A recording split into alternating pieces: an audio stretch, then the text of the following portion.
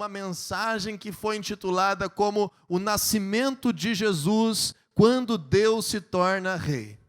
Hoje nós vamos falar sobre essa mensagem poderosa, que o nascimento de Jesus precisa significar, dentro do nosso coração, na nossa mentalidade, na nossa expectativa, o dia em que Deus se torna Rei de forma humana sobre toda essa terra. Quando nós falamos de Natal, quando nós falamos dessa semana que nós estamos vivendo agora, esse ambiente natalino, não há na Bíblia nenhum indício da data que Jesus nasceu, mas provavelmente não é no dia que nós comemoramos. Mas nós aproveitamos que a nossa cultura celebra Jesus nesse dia e é muito propício falarmos disso. Mas eu quero te fazer uma pergunta. Qual é a imagem que você tem deste Jesus que é celebrado nessa época do ano? Quem é Jesus para você quando você pensa em Natal, quando você pensa em dezembro, quando você pensa neste momento de final de ano? Deixa eu refletir contigo que muitas vezes eu percebo que Jesus, para a maioria das pessoas, é aquela figura daquele bebezinho que está num presépio, que está numa manjedoura, quem sabe que nasceu de forma injusta, de forma inesperada, num lugar inadequado, e a gente acaba tendo misericórdia desse menino, acaba lembrando assim como uma fragilidade, como alguém indefeso, alguém pequeno, alguém que foi injustiçado, humilhado, envergonhado, quem sabe. Outra visão muito comum sobre Jesus é que lembramos de Jesus como alguém que foi um bom homem, um homem sábio, um homem instruído, um homem que amou o próximo, que fez muitas coisas boas, mas que foi condenado e morto, assassinado de forma cruel, injusta, pendurado, pregado numa cruz. E nós também lembramos muitas vezes de Jesus dessa forma no Natal, da injustiça que ele recebeu, do castigo que ele recebeu, da punição pelos pecados que ele recebeu de forma injusta. Outras pessoas, quando pensam em Jesus, infelizmente, pela nossa tradição, nós temos uma tradição totalmente sincretizada e nós acabamos misturando muitas coisas na nossa mentalidade, na nossa cultura, e muitas vezes pensam Jesus parecido com o Papai Noel, como se Jesus é uma pessoa que eu me aproximo de vez em quando para me dar todos os presentes que eu preciso, para suprir todas as minhas necessidades, para me dar todas as bênçãos que eu precisar, e depois a minha vida segue, e quando eu precisar de novo, eu lembro de fazer uma cartinha para Jesus novamente, ou de fazer um pedido para Jesus novamente, e aí ele vai me dar tudo o que eu quero. Deixa eu te dizer, que nós como cristãos nessa terra, nós como filhos de Deus nessa terra, nós precisamos ter uma imagem bíblica correta, poderosa e profunda sobre quem é Jesus. E para isso eu quero te convidar a abrir tua Bíblia. Abra comigo no livro de Lucas, no capítulo 1. Nós vamos ver aí alguns episódios em torno do nascimento de Jesus. E eu quero te mostrar como que a nossa cultura se distanciou da grandeza de quem é Jesus e de que representa esse momento de Natal, de nós lembrarmos da sua vinda, do dia em que Jesus veio a existir de forma humana. Quem é esse Jesus? Quem é esse menino que nasceu? Lucas capítulo 1, versículo 30, a palavra de Deus diz o seguinte: mas o anjo lhe disse, não tenha medo, Maria, você foi agraciada por Deus, você ficará grávida e dará à luz um filho, e lhe porá o nome de Jesus. Ele será grande, e será chamado Filho do Altíssimo. O Senhor Deus lhe dará o trono de seu pai Davi, e ele reinará para sempre sobre o povo de Jacó, e o seu reino jamais terá fim. Veja que interessante, Maria havia concebido milagrosamente Jesus em seu ventre pelo poder de Deus. Jesus foi gerado no ventre da Virgem Maria. E antes mesmo de Jesus nascer, aparece um anjo diante dela e declara a Maria: o teu filho é o Salvador da humanidade, o teu filho será um grande homem, o teu filho é o Filho do Deus Altíssimo, esse filho que tu está gerando será o novo rei sobre toda a terra. Imagina a grandeza desse Jesus. Agora, no dia que Jesus nasceu, avance um capítulo na tua Bíblia, na mesma noite em que Jesus nasceu, em Lucas capítulo 2, versículo 8, houve uma situação aos derredores, nas pessoas que estavam em torno do lugar onde Jesus havia nascido. Lê comigo Lucas 2:8. Havia pastores que estavam nos campos próximos e durante a noite tomavam conta dos seus rebanhos. E aconteceu que um anjo do Senhor apareceu a eles, e a glória do Senhor resplandeceu ao redor deles, e eles ficaram aterrorizados. Mas o anjo disse: não tenham medo, eu estou trazendo boas novas de grande alegria, que são para todo o povo. Para quem era a notícia do nascimento de Jesus? Para a família apenas? Não, para todo o povo. E eles disseram: hoje, na cidade de Davi, nasceu o Salvador, nasceu o Cristo, nasceu o Senhor. Veja que interessante, que no dia que Jesus nasce, não somente a sua família é envolvida nisso, mas agora os céus são movidos, anjos aparecem, e essa notícia começa a correr de que um menino nasceu de forma poderosa, divina, e agora esse menino é destinado a ser rei, a ser salvador, a ser o Cristo. Quando você olha na Bíblia, essa expressão Jesus Cristo, agora você aprendeu nesses últimos 2 textos que nenhuma dessas designações vieram dos pais de Jesus.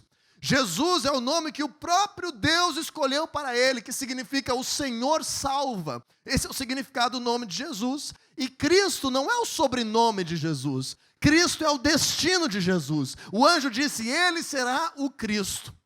O que significa essa palavra, o Cristo, com C maiúsculo? É aquele que é o ungido, e o ungido por Deus, com C maiúsculo, um homem que é o escolhido de Deus, biblicamente representa um novo rei que se levanta, uma profecia que se cumpre, um tempo que Deus levanta alguém de forma ungida, poderosa, para estar à frente do seu povo. Por isso que o anjo disse: esse menino veio, nasceu, são boas novas de grande alegria, não somente para ele, não somente para sua mãe, não somente para os seus parentes, mas para todo o povo, para toda a humanidade. Vamos crescer ainda mais no episódio dos magos que vieram do Oriente. Abra comigo em Mateus capítulo 2, versículo 1 ao 4, quando nós vemos a visita dos magos que vieram do Oriente para ver Jesus. Vamos entender o que aconteceu, e quando você lê na tua Bíblia essa expressão, os magos que vieram, não pense no termo mago como nós usamos hoje, como alguém que pratica magia, feitiçaria, alguém que talvez esteja ligado a uma obra de trevas, distante de Deus, mas a Bíblia usa esse termo magos como alguém sábio, alguém que entende os tempos, os sinais dos céus, alguém de autoridade, quase que alguém como um astrônomo, alguém que da época conheceria a ciência e ao mesmo tempo as profecias, a espiritualidade que estava envolvida nos sinais dos céus. E esses homens, então, no versículo 1 de Mateus 2, diz assim: depois que Jesus nasceu em Belém da Judéia, nos dias do rei Herodes, magos vindo do Oriente chegaram a Jerusalém, que era a capital, e perguntaram, qual a pergunta deles? Onde está o recém-nascido, quem? Rei dos judeus. Vieram lá de longe, nem sabem quem é Maria, nem sabem quem é José, nem sabem aonde estava, vieram guiados por uma estrela no céu e perguntaram diretamente: nós queremos saber aonde é que está o recém-nascido rei dos judeus. Nós vimos a sua estrela no Oriente e nós viemos aqui nos prostrar diante dele. Nós viemos aqui adorar esse rei. Nós viemos aqui venerar esse rei que nasceu. Logicamente se levantou um conflito, um ambiente de controvérsia, de batalha, porque Herodes não queria que nascesse um rei, e você sabe da história que acabou muitas crianças recém-nascidas sendo cruelmente assassinadas pelo Império Romano, caçando Jesus, e ao mesmo tempo um anjo avisou os pais de Jesus, e eles fugiram dali e foram passar um tempo no Egito, mas nós vemos que aqueles que vieram guiados por sinais dos céus já reconheciam que aquele menino que nasceu, quem ele é? O rei dos judeus, o Cristo, o ungido de Deus, para todo o povo, o Salvador da humanidade. Então, quem é Jesus? Quem é o Jesus que nós devemos lembrar no Natal? O Jesus que nasceu, o Jesus que nós celebramos nessa época, na nossa cultura, a sua vinda, é o Rei de toda a terra, é o Rei dos reis, Senhor dos senhores, Filho do Deus Altíssimo, poderoso, ungido por Deus, para trazer salvação a todas as pessoas dessa terra. amplie na tua mente o conceito, a grandeza, a imagem que você tem sobre quem é Jesus. E agora que você entende isso, agora que você tem esse panorama bíblico que tanto na sua casa, quanto na sua relação com os seus pais, quanto que nas pessoas que estavam ao redor, quanto naqueles que vieram de longe e interpretaram os sinais dos tempos, quanto no próprio governador do seu lugar de origem da Judéia, que era o rei Herodes, representando o Império Romano ali, para todas as pessoas, esse menino que havia nascido é um rei enviado por Deus. E agora nós não podemos distorcer, diminuir, não podemos estar fazendo com que essa imagem de Jesus não cause mais impacto na nossa realidade. Jesus é o grande rei, é o Filho de Deus que veio a este mundo. Quando eu e você entendemos isso biblicamente, agora eu quero fazer algumas interações com você sobre qual é a expectativa que nós temos e qual é a reação que nós temos a partir dessa definição de que Jesus é rei. Primeiro lugar, como Jesus espera que você creia nele como rei? Como Jesus espera que você se relacione, tenha expectativa, tenha algum tipo de relacionamento com o reino que Jesus estabeleceu? Deixa eu te explicar que apesar de que Jesus nasceu destinado a ser rei e nasceu como rei, ele precisou crescer, ele precisou amadurecer, ele precisou ter autoridade, ele precisou passar por um processo longo de vida, de discipulado e também de enfrentar a obra das trevas. Jesus precisou vencer a cruz, vencer a morte, pagar o preço do pecado. Jesus precisou ressuscitar e depois de toda a sua obra completa.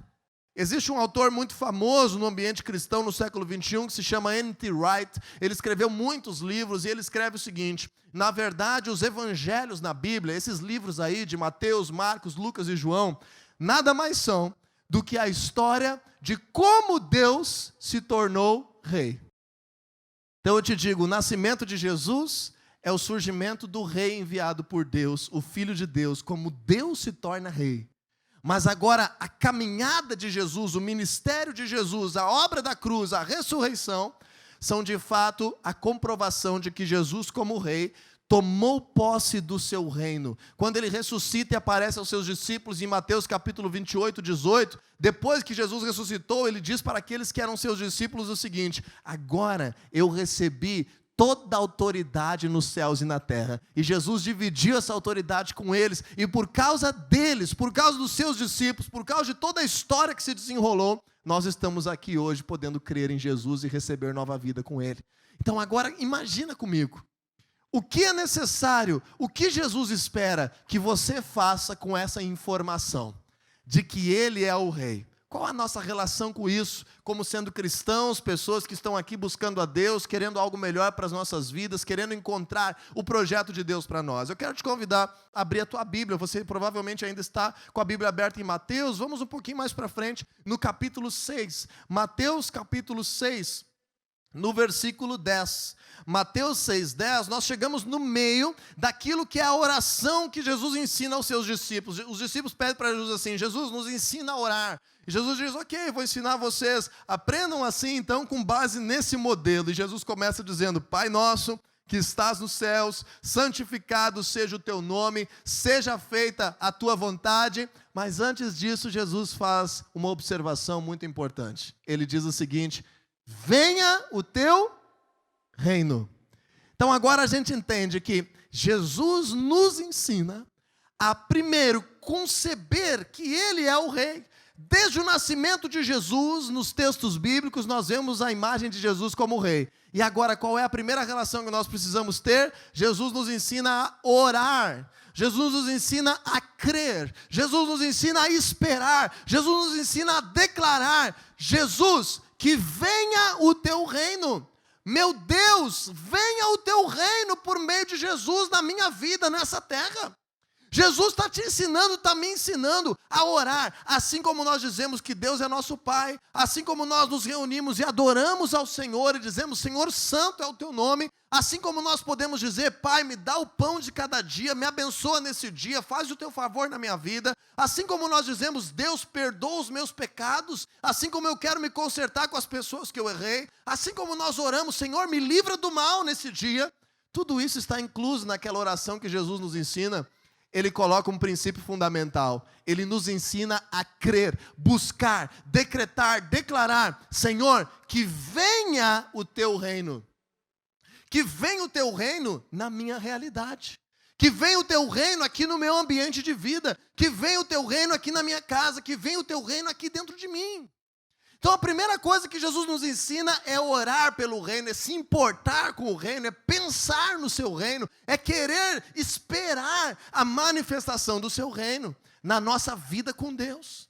Segunda coisa, ande comigo mais alguns versículos à frente, Mateus capítulo 6, só que agora no versículo 33. De forma um pouco mais prática, de forma um pouco mais envolvendo o teu dia a dia, as tuas prioridades de vida. Jesus ensina, não apenas ore por isso, não apenas creia nisso, mas agora eu te peço, esse é o meu pedido como rei, eu te peço, busque em primeiro lugar o reino dos céus, o reino de Deus e a sua justiça, e todas as demais coisas serão acrescentadas.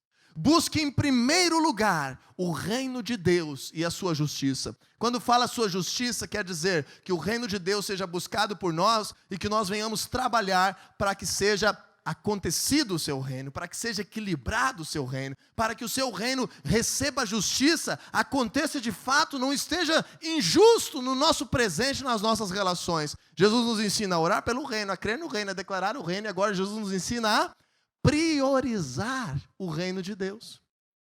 Colocar em primeiro lugar o reino de Deus. Os cristãos do século 21 e do final do século 20 não entendem mais esse versículo. Estão lendo a Bíblia que nem se escreve em japonês, sabe? De trás para frente. E estão lendo esse versículo da seguinte maneira. Jesus me disse o seguinte, busque em primeiro lugar todas as coisas na tua vida e o reino de Deus será acrescentado.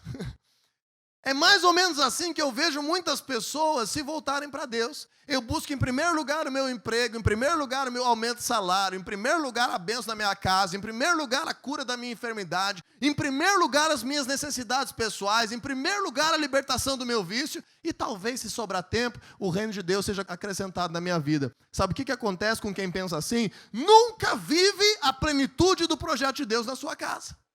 Está sempre andando de crise em crise, de valeta em valeta, de decepção em decepção, de problema em problema. Porque está buscando a Deus da maneira errada, equivocada. É claro que Deus quer te abençoar, é lógico. O Senhor Jesus ensina, peça ao Pai em meu nome e será feito para ti. Tudo que pedires em oração, crendo, você receberá. 1 João 5,14, se você orar de acordo com a vontade de Deus, será feito o motivo da tua oração. Porém, se a tua necessidade estiver acima da preocupação em que Deus reine sobre a tua vida, as coisas não vão ir bem. Deus vai atender uma necessidade urgente e amanhã você estará em apuros de novo. Ou depois de amanhã, ou daqui a um pequeno período de tempo. Porque o padrão que Jesus nos ensina é o seguinte, te preocupa com o reino de Deus, te preocupa com o domínio do Senhor, te preocupa em crer nisso e em priorizar isso.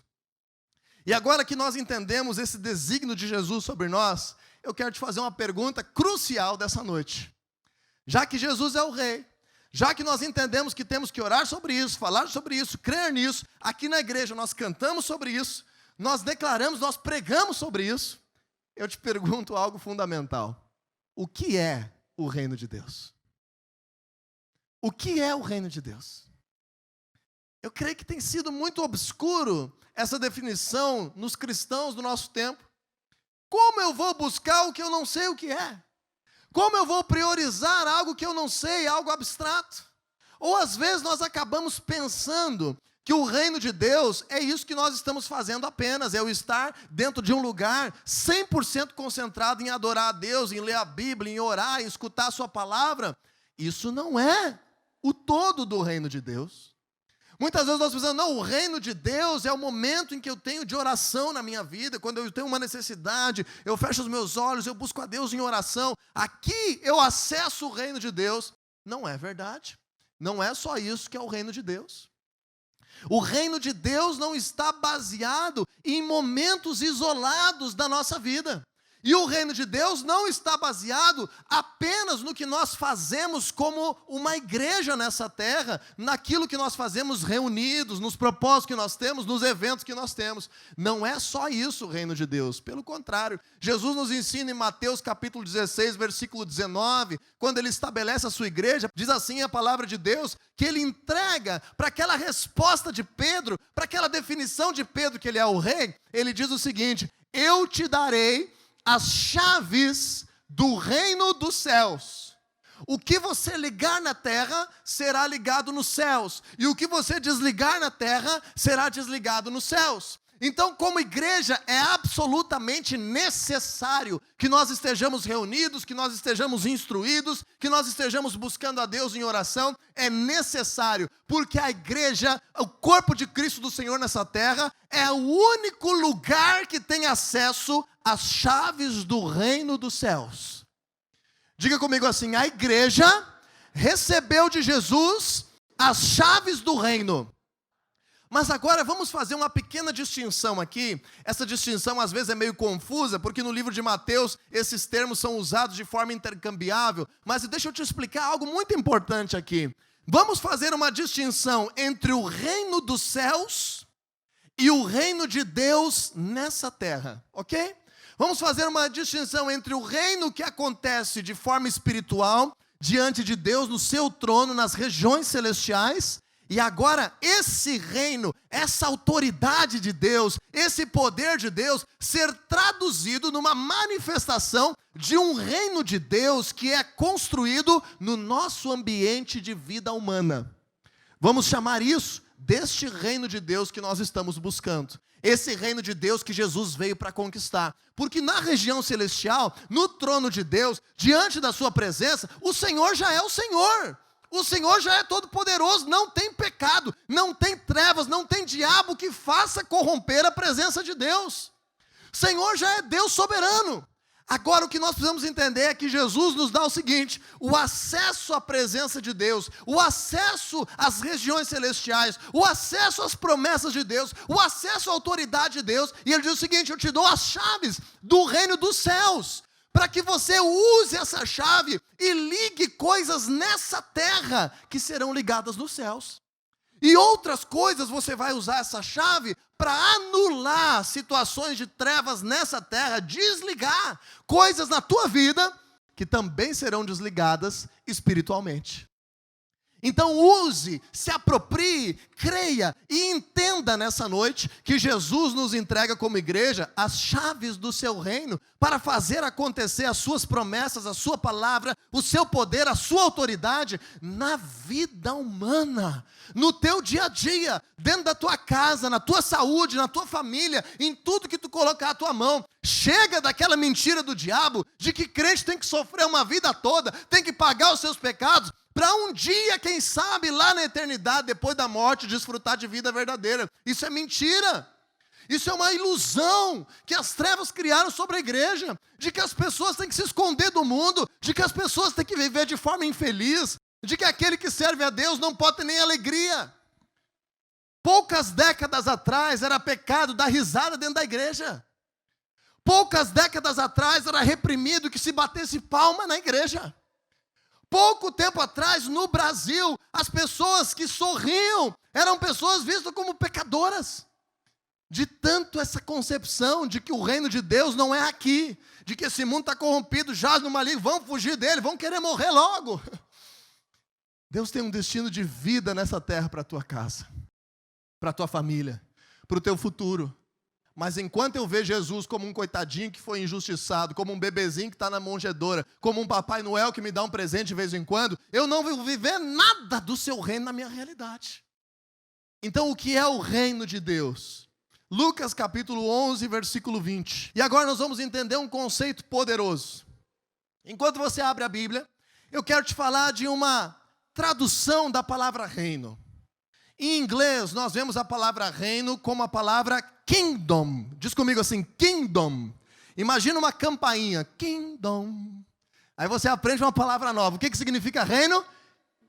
Kingdom, kingdom. A palavra kingdom em inglês é a aglutinação de duas palavras de forma abreviada. O que é uma aglutinação de duas palavras? É quando a gente pega duas palavras que têm um sentido e junta elas para criar uma nova palavra. Por exemplo, em português, nós pegamos a palavra guarda e a palavra chuva, juntamos ela e fazemos uma nova coisa, guarda-chuva. Nós pegamos a palavra gira e a palavra sol e juntamos ela e fazemos uma nova coisa, um girassol.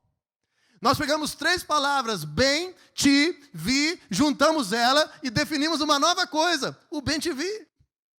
Então muitas coisas são definidas assim e a gente entende melhor. Em inglês a palavra reino é a palavra, como é que é a palavra reino? Kingdom, que é a junção de duas palavras de forma abreviada. Kings, king, rei.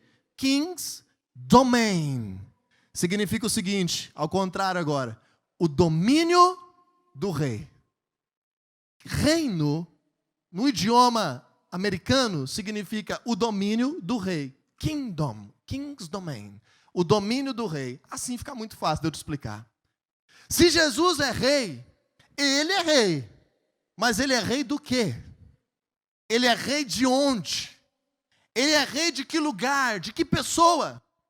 De tudo aquilo, aqueles, de todo o ambiente, pessoas, lugares, famílias, ambientes de trabalho, que se colocarem debaixo do seu domínio.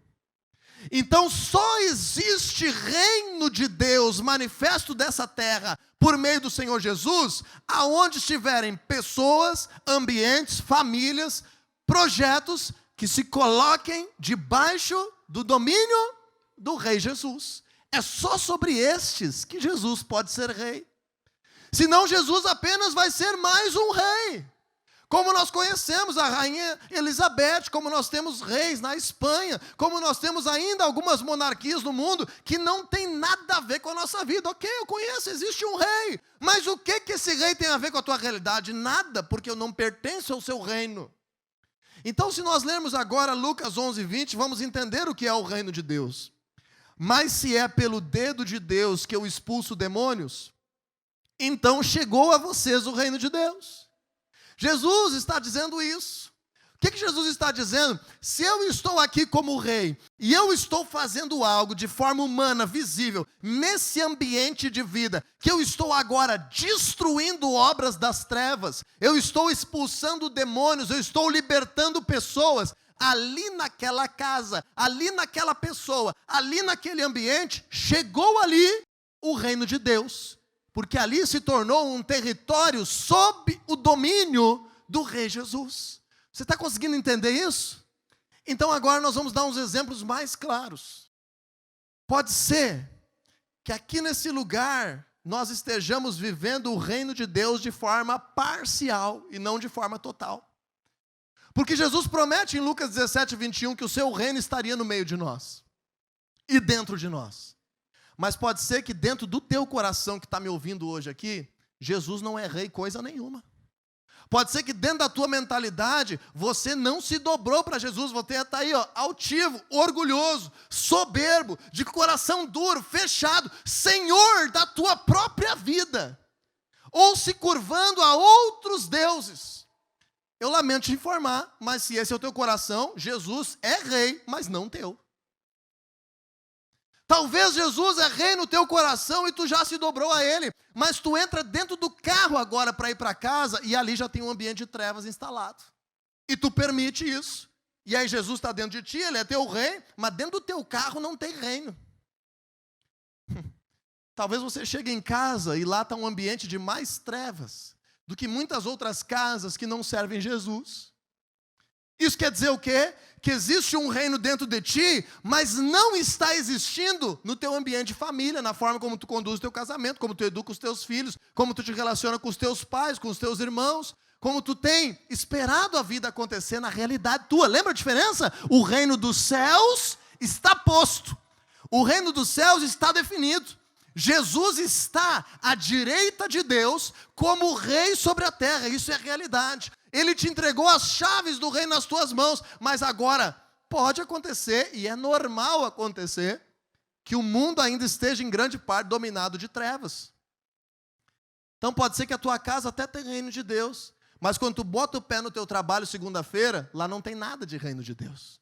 Jesus não é rei de ninguém lá, não tem domínio do rei. E aí qual é a tua decisão? Se ensaboar, se esconder, se fechar, omitir aquilo que tu foi chamado por Deus a fazer, para ter o agrado dos outros, para ter a opinião boa dos outros, para não se comprometer com ninguém e aceitar trevas no teu ambiente de trabalho? Ou manifestar o reino de Deus e assumir o que Deus te deu e transformar esse mundo como o teu destino de filho de Deus? Eu prefiro a segunda opção. Custa mais caro, a gente se desgasta um pouquinho mais, mas a colheita é poderosa para o resto da vida. Então agora eu quero te trazer um último princípio nessa noite. Quando Deus se torna rei por meio de Jesus, o que deve mudar na tua realidade de vida? Lembra, Jesus é o rei. Segundo lugar, nós precisamos crer, orar sobre isso, falar sobre isso, esperar o reino, declarar o reino, nos importarmos assim como nos importamos com perdão de pecados, com adorar a Deus, com ser livres do mal, como está lá na oração do Pai Nosso. Terceiro, o que é esse reino? É o domínio do rei. Ele já te deu como igreja. Se você nos visita hoje, você pode se dobrar a Jesus hoje e você recebe porção no seu reino e acessa chaves desse reino. Ele já te deu autoridade para estar usufruindo do seu reino. Mas agora o ponto crucial dessa noite. Como deve ser a esperança de mudança na vida de um cristão que decidiu que Jesus Cristo é o rei do seu coração? E agora eu gostaria que você abrisse a tua Bíblia no último versículo, em Mateus capítulo 11, versículo 11. E com base nesse versículo, nós vamos aprender um conceito poderosíssimo da palavra de Deus. Um conceito extraordinário da palavra de Deus. Já entendeu? Você já entendeu que sobre a igreja é liberada as chaves desse reino? Então não tenha dúvida. Não é só o pastor que tem autoridade no reino de Deus, não é só o líder de célula que tem poder na sua oração, não é somente pessoas que têm condições específicas, mas aqueles que creem em Jesus e se entregam e se dobram a Ele de coração e fazem dele Senhor da sua vida. Você tem autoridade e parte nesse reino. Jesus te confiou recursos dele. Esse rei Jesus é um rei diferente. Lá na parábola das 10 minas, a gente aprende que Jesus, ele gosta de reunir todos os seus servos. Por isso que é tão importante nos reunirmos como igreja, porque Jesus declara que um homem nobre ia ser coroado rei para voltar, mas ele reúne os seus servos. Antes da sua volta, ele reúne os seus servos. Jesus declarou que ele vai voltar, mas antes disso ele quer nos reunir. E quando ele nos reúne, ele nos dá todos os seus recursos. Jesus te entrega recursos, Jesus te entrega promessa, Jesus te entrega autoridade. E agora qual a expectativa? Vamos ler Mateus capítulo 11, versículo 11. Digo-lhes a verdade, entre os nascidos de mulher, não surgiu ninguém maior do que João Batista. Jesus afirma isso antes da sua morte na cruz. Ele diz, até hoje, entre os nascidos de mulher, não houve ninguém maior do que João Batista. Todavia, o menor no reino dos céus é maior do que ele. Vamos ler de novo. O menor no reino dos céus é maior do que ele. Por muito tempo lia esse versículo. Confesso para vocês que por muitos anos eu não preguei esse versículo, porque eu não entendia esse texto. Eu tinha uma confusão na minha mente. Será que João Batista morreu sem ter direito à salvação? Será que João Batista foi decapitado, entregou a sua vida por Deus, viveu no deserto, comendo gafanhoto e mel silvestre, se vestindo todo esquisito, confrontando os religiosos da época, e ele não herdou o reino de Deus? O que aconteceu? Porque eu tinha uma mentalidade errada, que a gente só herda o reino de Deus depois que morre. Mentira! Não é o princípio de Deus para a nossa vida. Deus espera. A Bíblia fala, inclusive, em Romanos capítulo 8, que a natureza, a criação, está aguardando ansiosamente a manifestação dos filhos de Deus. Veja que interessante. A tua família está aguardando a tua manifestação como filho de Deus. Tu aí, marido, tu que é pai, te levanta como um filho de Deus nessa terra, te posiciona na tua vida, meu querido. Tu que é filho, não vai no embalo dos outros, te levanta como filho de Deus nessa terra. O mundo aguarda por ti, para que seja salvo e restaurado. Agora Jesus diz algo que nos dá um nó no cérebro. Ele diz assim, até hoje a maior pessoa que já viveu no projeto de Deus se chama João Batista. Primeiro que causa um conflito é que a gente não entende. Porque João Batista, segundo Jesus, é maior que Abraão, é maior que Moisés, é maior que Elias, é maior que qualquer pessoa na face da terra até aquele dia. Mas ele diz o seguinte, o menor no reino é maior do que ele. O que isso quer dizer? Que João Batista não viveu o acesso ao reino de Deus nessa vida como você e eu podemos viver. João Batista se sacrificou, foi assassinado, decapitado, por amor a Deus e a sua palavra e ao seu projeto. Mas João Batista não poderia orar para que o milagre acontecesse. João Batista não poderia ter autoridade de expulsar um demônio. João Batista não conseguiria acessar a presença de Deus em oração, porque Jesus é que possibilitou isso por meio do seu reino. Me diz um milagre que João Batista fez na Bíblia. Nenhum milagre. E agora a gente olha esse versículo e fica apático, porque a igreja do Senhor Jesus nesse mundo está adormecida. A igreja do Senhor Jesus está numa apatia, numa religiosidade extraordinária. Século 20, século 21, em meio à tecnologia, a igreja está dormindo, porque não toma posse do reino que o Senhor Jesus conquistou. Tu imagina que Jesus declara sobre ti, sabe o quê? Você vai prestar conta de cada palavra dita. De cada ação na tua vida, você vai prestar conta para Deus. Meu filho, o que tu fez com o talento que eu te confiei? O que tu fez com a porção do reino que eu te dei? O que tu fez? Tu conseguiu conhecer Jesus quando tu tinha tal idade? O que tu fez para trazer reino de Deus na terra? Me dá satisfação aqui da tua vida. Ah, Jesus, eu fiquei lá nas redes sociais, eu fiquei trabalhando, ganhando meu dinheirinho, eu gostava da minha rede, do meu descanso. Enterrei aquilo que o Senhor me deu. Isso é a coisa mais triste. Um país que está 50% cristianizado. O Brasil que está praticamente 50% evangelizado, numa apatia com a obra das trevas. Jesus disse, se eu expulso demônios é porque chegou o reino de Deus. Então deixa eu te dizer, começa a pensar nisso.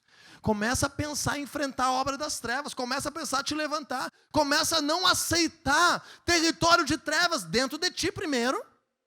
Em segundo lugar, dentro da tua casa, que primeiro nós temos que cuidar da nossa casa, depois estar olhando para fora. Em terceiro lugar, lá no teu ambiente de trabalho. E depois que a tua vida estiver como um testemunho do reino de Deus, Deus vai te usar para abençoar outras pessoas, transformar a vida de outras pessoas. Mas entenda que tu é maior do que João Batista, porque você tem autoridade para orar e o demônio ir embora. Você tem autoridade para orar e a doença ir embora. Você tem autoridade para se posicionar e destruir a obra das trevas, porque Jesus está contigo. Jesus te entregou as chaves do seu reino, ele não entregou para João Batista, ele morreu antes. Nós temos autoridade, poder, acesso ao mundo espiritual, que muitos morreram buscando e não tiveram. A igreja do Senhor Jesus precisa se levantar. E 2021 será um ano em que nós, como família da fé, vamos apregoar o reino de Deus aos quatro cantos dessa cidade. Nós vamos trazer o reino de Deus em cada célula que se reúne. Então, se tem uma célula que não tem reino de Deus acontecendo 100%, que num cantinho ali tem fofoca, no outro lugar ali tem uma amargura, no outro lugar alguém está de beiço torcido, não sei pelo quê, eu não sei, mas nós vamos nos levantar e causar vida nesse lugar, e causar transformação nesse lugar. Se lá na tua família o teu filho não está te obedecendo, se tem briga todo dia, se passa pela tua cabeça te divorciar, eu não sei, mas você se levanta aqui para em 2021 causar o reino de Deus, causar vida, causar poder, causar milagres. Aonde quer que ele tenha te levantado. Meu querido, todos nós como filhos de Deus somos destinados a causar o seu reino. Mas tem um segredo aqui no versículo 12 que diz o seguinte: desde os dias de João Batista até agora, o reino de Deus é tomado à força, e os que usam de força se apoderam dele. Esse é o segundo versículo que nós não temos muita facilidade de entender.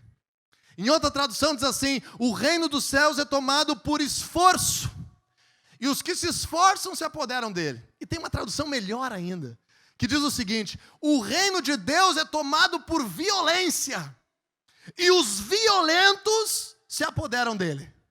E agora, o pastor está pregando que eu tenho que ser violento. Exatamente isso que eu estou dizendo. É exatamente isso. Porém, a Bíblia nos ensina em 1 Coríntios 10:4, que as armas da nossa milícia não são deste mundo. Não são humanas, não. Não é uma violência física que nós estamos falando. As armas da nossa milícia, elas são poderosas em Deus para destruir fortalezas. Então nós temos o Espírito Santo que nos enche, nós temos sabedoria, nós temos visão nova, nós temos sonhos novos, nós temos autoridade em oração, nós podemos dar as mãos e levantar aquele que está fraco e fortalecer aquele que está enfraquecido, caído. Nós podemos juntos causar vida e milagres e nos esforçarmos por este reino. Entenda que quem não se esforça, não conquista o reino. Ah, tem um monte de ambiente de trevas lá na minha casa. Ah, eu já tentei de tudo, mas eu acho que não vai dar certo. Quem não se esforça, quem não é violento, quem não está empenhado em orar o quanto for preciso, se unir a pessoas que creem da mesma forma, estar jejuando, estabelecendo, clamando a Deus. Qual foi a última vez que tu clamou a Deus, chorou na presença de Deus, te entregou, te ajoelhou, te humilhou, declarou: Deus, eu não consigo, eu preciso de Ti, faz um milagre na minha vida. Te esforça pelo reino. E em 2021 tu vai ver milagres extraordinários. Milagres na tua casa, milagres na tua saúde, milagres nas tuas finanças, milagres do evangelho crescendo, milagres na tua célula, milagres no teu trabalho. Priorize o reino de Deus, te levanta com ousadia, peça sabedoria, ande em discipulado, peça conselho. Como é que eu faço para agir lá no meu ambiente de trabalho, teu ambiente de trevas? Me dá uma ajuda aí, tu que já passou por isso, me ensina como é que eu faço. Como é que eu faço, pastora? Como é que eu faço, líder? Como é que eu faço para trazer restauração lá na minha vida com meu filho? Para eu ser liberto das drogas, para eu vencer essa maldição? Eu quero caminhar como igreja, eu quero pegar essa chave a mais, porque essa é a chave que vai mudar a minha vida, é essa chave que vai trazer poder do reino na minha realidade. 2021, não perca mais tempo. Não perca mais tempo. Não perca mais tempo fazendo de Jesus um Papai Noel. Não perca mais tempo achando que você está aqui dentro por causa que alguém precisa de ti. É eu que preciso de Deus, senão eu morro. Não perca mais tempo achando que tu está fazendo um favor para Deus, fazendo parte da igreja dele, para contribuir um pouquinho com um dízimo, uma oferta, para fazer um bem para a humanidade. É eu que vou morrer se eu me afastar desse Deus. É tu que morre se tu te afastar desse Deus.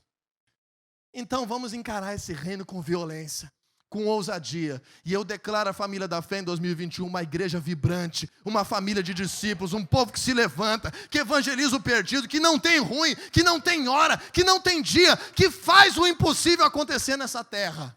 Esse é o destino de Deus para a tua vida. Esse é o poder de Deus liberado na tua realidade. Que o Senhor te fortaleça, que o Senhor te dê visão, que o Senhor te dê sabedoria, que 2021 será um ano extraordinário e o Rei já está reinando, e que reine na tua vida, na tua casa e no teu trabalho. Em nome de Jesus, esse é o destino de Deus para a tua casa e para a tua vida. E nós vamos avançar, e Satanás vai recuar, e obras das trevas serão destruídas, e o reino de Deus acontecerá. Não se conforme mais com o ambiente de trevas. Você tem autoridade, você é maior que João Batista. Não esconda mais o talento que Deus te deu, a parte do reino que Ele te deu. Te levanta e veja o impossível acontecer.